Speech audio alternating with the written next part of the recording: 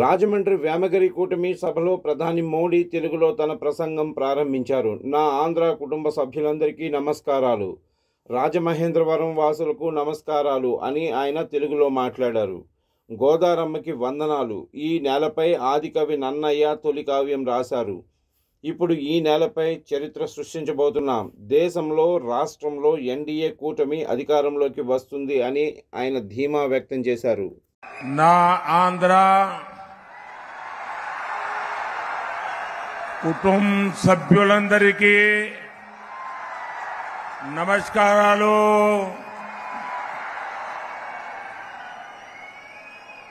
राजा महेंद्रवरम वासियों को नमस्कार. मैं गोदावरी मां को प्रणाम करता हूं.